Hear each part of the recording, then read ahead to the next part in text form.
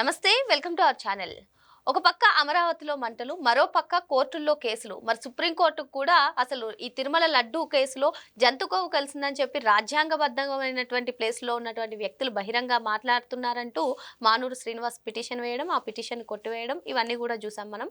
మరి అసలు వీటన్నిటిని కూడా ఎలా చూడాలి? అంటే అభివృద్ధిని అడ్డుకోవడమే వీరి లక్ష్యమా అంటూ కొందరు చెప్తున్నారు. అసలు ఈ పరిణామాన్ని ఎలా చూడాలి తెలుసుకునే ప్రయత్నం చేద్దాం. దీన్ని విశ్లేషించడానికి మనతో పాటుగా ఉన్నారు సీనియర్ జర్నలిస్ట్ డివి శ్రీనివాస్ గారు. నమస్తే సార్. నమస్తే. సార్, రాజధాని ప్రాంతం అనగానే మొదట్లో భూసేకరణకి పిలుపునిచ్చినప్పుడు అక్కడ చూసాం మనం చెరుకు తోటలను తగలబెట్టడాన్ని, అరటి తోటలను నరికేయడాన్ని. ఇప్పుడు చూస్తున్నాం పైపులు కాల్చివేయడం. దాదాపు 10 కోట్ల రూపాయలు ఉంటాయి అంటున్నారు. ఏంటి అభివృద్ధిని అడ్డుకోవడమేనా? అమరావతిలో మంటలు ఒక పక్క, కోర్టుల్లో కేసులు, ఆ కేసుల్లో న్యాయస్థానాలు మొట్టికాయలు వేయడం, అయినా వీరు తీరు మానుకోవట్లేదు. భూములు ఇస్తాము 99 పైసలకే భూములా అంటారు. డేటా సెంటర్లకు భూములు ఇలా ఇవ్వడం ఏంటంటూ ఏకంగా ఎంపీలతోనే వీళ్ళు కేసులు పెట్టిస్తారు. ఏంటి ఎలా చూడాలి? మరో పక్క తిరుమల లడ్డు అంశాన్ని తీసుకెళ్లి సుప్రీంకోర్టులో పెడతారు. ఈ పరిణామాన్ని ఎలా చూడాలంటారు సార్? అంటే అటు కేసులు ఇటు మంటల.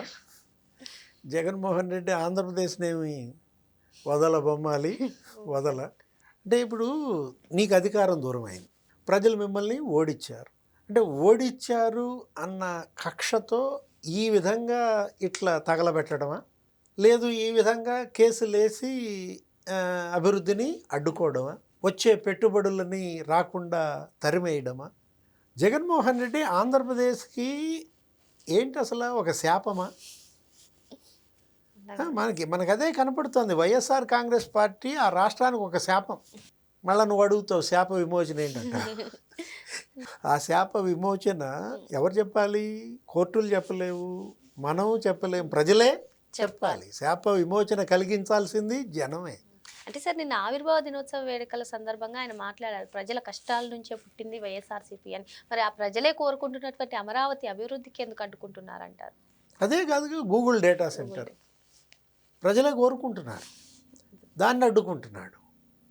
ఇప్పుడు ఇవాళ మనం చూసాం ఏంటి, ఆర్సెల్ఆర్ స్టీల్ మెటల్ కంపెనీ రేపు 23వ తారీఖు శంకుస్థాపన. మరి ప్రధాని వస్తారా లేదా ముఖ్యమంత్రి చేస్తారా?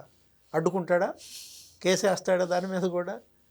అరే 150 కేసులు వేశారంట నిన్న. కేశవ్ చెప్తున్నాడు, ఆర్థిక మంత్రి పయ్యావుల కేశవ్, అటు వరల్డ్ బ్యాంక్కి, లేకపోతే ఏడీబీ, లేకపోతే నాబార్డు, జైకా, అసలు ఎవరెవరైతే రాష్ట్రానికి అప్పులు ఇస్తాయో ఆర్థిక సంస్థలు అన్నిటికీ 150 మెయిల్స్ పంపారు, లేఖలు రాశారు.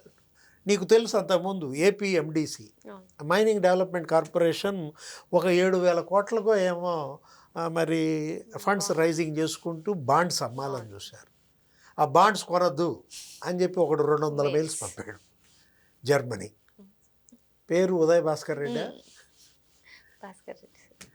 అతను ఎవరో మురళీకృష్ణ, అతనైతే అసలు ఏకంగా సింగపూర్కి పంపించాడట. ఏమిటి మెయిల్స్ ప్రధానికి, అక్కడ అధ్యక్షుడికి. చంద్రబాబు ఆయన టీము అక్కడ పర్యటిస్తోంది.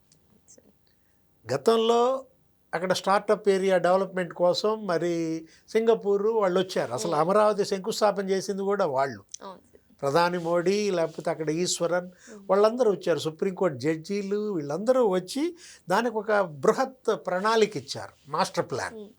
₹1 డబ్బు తీసుకోకుండా ఇచ్చారు. కారణం ఏంటంటే స్టార్టప్ ఏరియా డెవలప్మెంట్ ప్రాజెక్ట్ వాళ్ళకే వచ్చింది కాబట్టి దాన్ని అడ్డుకోవటం కాదు, వాళ్ళ మీద కేసులు పెట్టించాడు జగన్మోహన్ రెడ్డి. అంటే ఇప్పుడు అక్కడ నువ్వు చూసినట్లయితే ఎటువంటి మనస్తత్వం, అతని నైజ గుణం ఏంటి? ఇప్పుడు వాళ్ళని తరిమేశాడు, అమరావతి వాళ్ళు వెళ్ళిపోయారు. మొన్న చంద్రబాబు వెళ్ళి సరే అమరావతిలో మీరు డెవలప్ చేస్తే చేయండి, లేకపోతే మానేసేయండి, అది కాదు, మిగతా ఆంధ్రప్రదేశ్లో లాజిస్టిక్స్ డెవలప్మెంట్కి మీరు పెట్టుబడులు పెట్టాలి అంటే వెంటనే వాళ్ళకి మెయిల్స్ ఇవే ఇవ్వాలి. అసలు చంద్రబాబు ముఖ్యమంత్రిగా ఏంటి యూట్యూబ్ అకాడమీ 10,000 కోట్లు, మీరు ఆ అకాడమీ ఏదో ఆంధ్రప్రదేశ్లో పెట్టండి అని చెప్పి ఆ నీల్ మోహన్, ఆ గూగుల్ వాళ్ళకి జస్ట్ జూమ్ కాన్ఫరెన్స్ పెట్టుకున్నారు. జూమ్ కాన్ఫరెన్స్ పెట్టుకుంటే వీళ్ళు వెంటనే దాంట్లో ట్వీట్ చేయటం, రీట్వీట్ చేయటం, మీ ఎంప్లాయీస్కి ఆంధ్రప్రదేశ్లో భద్రత లేదు, ఫిమేల్ ఎంప్లాయీస్, మీరు హైదరాబాద్లో పెట్టుకోండి అంట. అసలు వాడెవడో వాళ్ళ సాక్షి ఛానల్ డిబేట్లో అయితే అతని పేరు, అతన్ని జర్నలిస్ట్ అని చెప్పారు.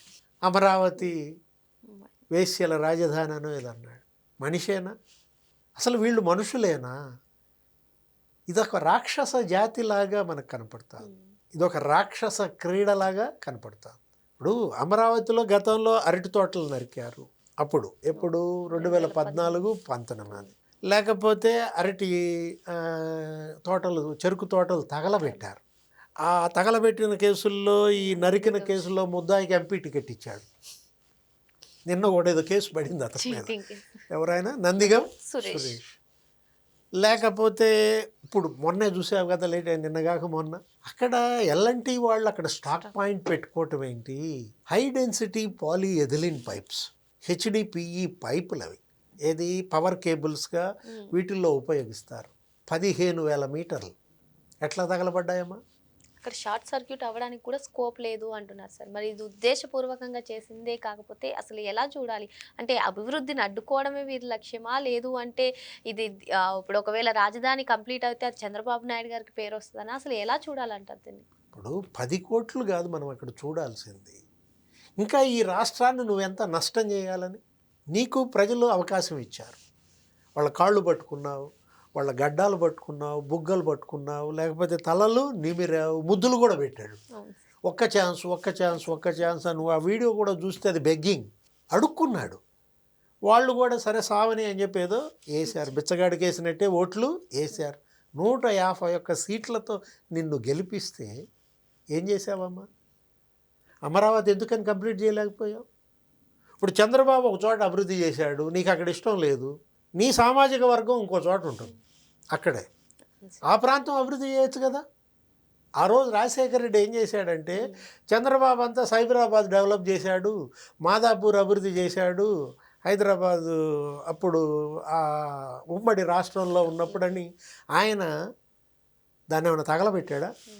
ఇప్పుడు ఆయన శ్రీశైలం ఏరియా ఏదో టేకప్ చేశాడు. ఆ శ్రీశైలం రోడ్డు వైపు వెళ్తూ అక్కడ తన యొక్క ప్రాజెక్ట్స్ అప్పుడు ప్రభుత్వంలో అక్కడ ఏది పివి నరసింహారావు ఎక్స్ప్రెస్ హైవే ఇలాంటివి వేసుకుంటూ దాన్ని కొనసాగించాలా. ఇప్పుడు చంద్రబాబు రాజశేఖర రెడ్డి చేసిన అభివృద్ధిని కేసీఆర్ రేవంత్ రెడ్డి ఇప్పుడు వాళ్ళు కంటిన్యూ చేస్తున్నారు. నువ్వెక్కడ దొరికేవరన్నా? ఆయన ఒక శాపం అంటోంది అదే, ఏపీకి ఒక శాపంగా మారాడు.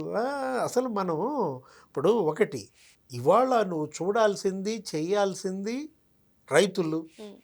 వాళ్ళ మీద ప్రేమ ఉంటే వెళ్ళు వాళ్ళ దగ్గరికి, వాళ్ళ కష్టాల్లో అండగా ఉండు. వాళ్ళకి ఎవరైనా చనిపోయిన వాళ్ళు ఉన్నారు కదా, కౌలు రైతులు ఏదో బోల్డ్ మంది చచ్చిపోయారంటున్నాడు. నిన్న కూడా ప్రెస్ మీట్ పెట్టి, ఇవ్వు తలా ₹1,00,000 డబ్బు లేదా నీ దగ్గర?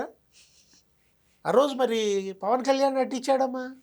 ఇప్పుడు ఇప్పుడు ఆ రోజు వరదల్లో తిరుపతిలో మొత్తం అంతా కొట్టుకుపోయారు, చనిపోయారు. ఒక 48 మందో ఏమో. తలా ₹1,00,000 ఇచ్చింది భువనేశ్వరి.